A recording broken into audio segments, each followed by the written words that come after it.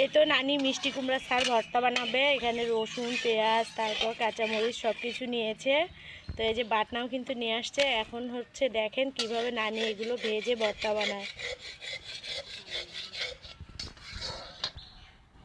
এটা দেখেন আমার নানি পান খাইছে, গালে একেবারে আটকে আছে। নানি কিন্তু খুব পান খায়।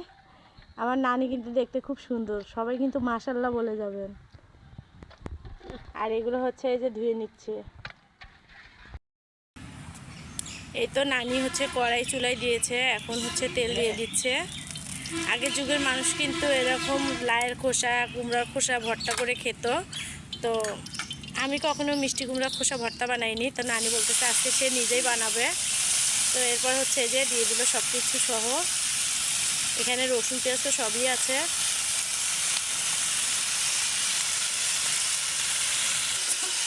আসলে আগের যুগের মানুষ কিন্তু অনেক রান্না জানতো। আমরা কিন্তু মডার্ন যুগে এসে এরকম রান্নাবান্না কিছুই জানি না তেমনভাবে। তাদের কাছে কিন্তু শিখে নিতে হয় সব কিছু, তাই না নানি? এগুলোর মধ্যে পানি দিবা?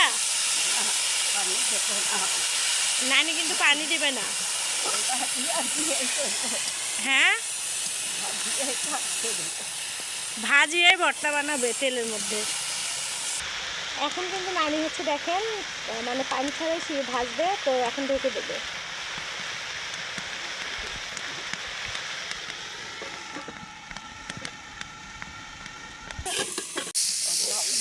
এই দেখেন নানি কিন্তু আস্তে আস্তে জালে ভেজে নিচ্ছে।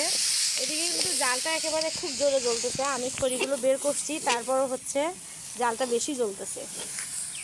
এগুলো নাকি আস্তে জালে ভেজে দিতে হবে। চুলা রান্নার মজাই আলাদা।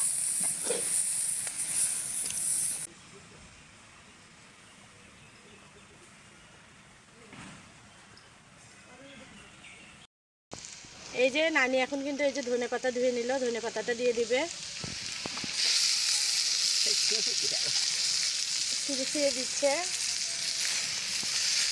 তো আগের যুগের মানুষ যেভাবে রান্না করতো সেটাই কিন্তু আমি আপনাদের সাথে শেয়ার করছি।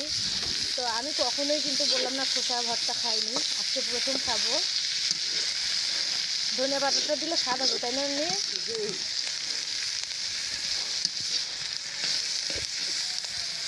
এরকম খুব সুন্দর করে কিন্তু ভেজে নিচ্ছে। আর এই তো নানি হচ্ছে বাটনাতে বেটে নিচ্ছে। বুড়া মানুষ, আসলে আমি চাইলাম যে বাটনাতে বেটে দিয়ে ভর্তা বানাই, তো নানি বলতেছে না, সে নিজেই আর কি বাটবে। আর এই তো হচ্ছে দেখেন ভর্তার ফাইনাল লুক কেমন হয়েছে অবশ্যই জানাবেন। তো সবাই ভালো থাকবেন, সুস্থ থাকবেন। আজকে এই পর্যন্তই। আল্লাহ হাফেজ।